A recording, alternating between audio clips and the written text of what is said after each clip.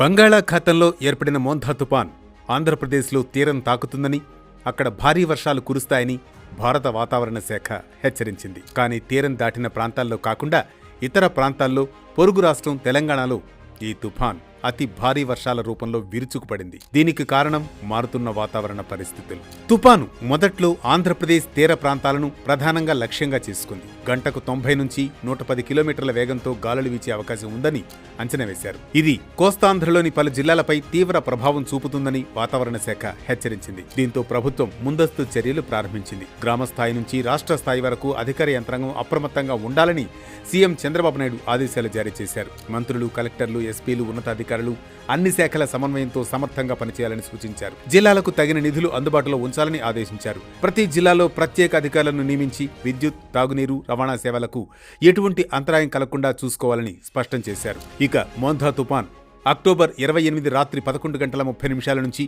October 29 తెల్లవారుజామున 12:30 మధ్య తీరం దాటింది. మచిలీపట్నం, కాకినాడ ప్రాంతానికి సమీపంలో పశ్చిమ గోదావరి జిల్లా నరసాపురం వద్ద తీరం దాటి భూభాగంపైకి వచ్చింది.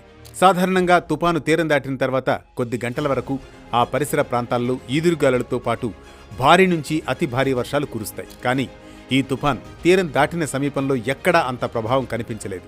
అక్టోబర్ 28 ఉదయం నుంచి అక్టోబర్ 29 ఉదయం వరకు ఏలూరు జిల్లాలోని జంగారెడ్డిగూడెంలో తప్ప పశ్చిమ గోదావరి, ఏలూరు, డాక్టర్ బిఆర్ అంబేద్కర్ కోనసీమ, కాకినాడ జిల్లాల్లో ఎక్కడా వర్షపాతం 50 మిల్లీమీటర్లు దాటలేదు. తీవ్ర తుఫాన్ ఉన్న సమయాల్లో గాలులు వీస్తాయి.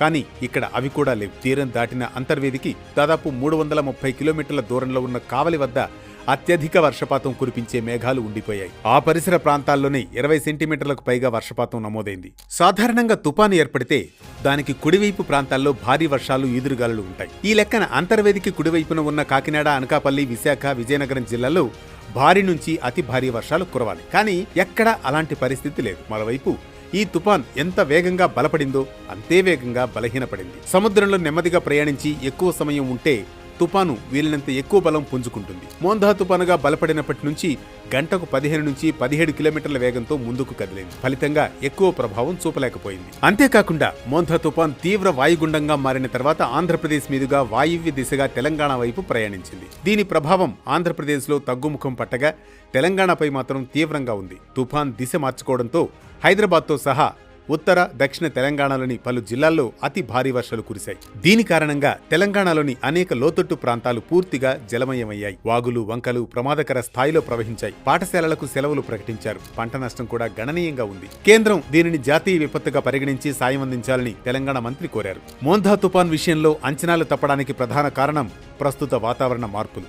గతంలో మాదిరిగా తుపాను గమనం, తీవ్రతను అంచనా వేయడం ఇప్పుడు కష్టంగా మారింది. ప్రపంచంలోనే అత్యంత వేగంగా వేడెక్కుతున్న సముద్రాల్లో బంగాళాఖాతం ఒకటి. పెరిగిన ఉష్ణోగ్రతలు తుపాన్లకు అధిక శక్తినిస్తున్నాయి. తీరం దాటిన తర్వాత కూడా తుపాన్ వేగంగా తేమను విడుదల చేయగలిగే శక్తిని ఈ అధిక ఉష్ణోగ్రతలు అందించాయి. మోంథా తుపాన్ తీరం దాటిన తర్వాత బలహీనపడినట్లు కనిపించినా అంతర్గతంగా ప్రయాణించింది. ఈ అసాధారణ కదలికలను వాతావరణ నమూనాలు ఖచ్చితంగా అంచనా వేయలేకపోయాయి. ప్రస్తుత న్యూమరికల్ వెదర్ ప్రెడిక్షన్ మోడల్స్ తుపాన్లను అంచనా వేయడంలో అత్యుత్తమంగా పనిచేస్తున్నప్పటికీ వాతావరణ మార్పుల వలన అంచనాలు తప్పుతున్నాయి. దీనివల్ల తెలంగాణలో అధికార యంత్రాంగం తగిన చర్యలు తీసుకోలేకపోయింది. మోంథా తుపాన్ ఆంధ్రప్రదేశ్ను తీరం దాటుతుందని, దాని ప్రభావం అక్కడే తీవ్రంగా ఉంటుందని ప్రాథమికంగా అంచనా వేశారు. కానీ ఆ దిశ మార్చుకోవడం వల్ల తెలంగాణలో ఊహించని పరిణామాలు చోటు చేసుకున్నాయి. ఈ పరిణామాలు రెండు రాష్ట్ర ప్రభుత్వాలకు సవాల్గా మారాయి. కాబట్టి తుపాన్ ప్రభావం ఉన్న రాష్ట్రాలతో పాటు పొరుగు రాష్ట్రాలు కూడా అప్రమత్తంగా ఉండాల్సిన అవసరం ఉంది.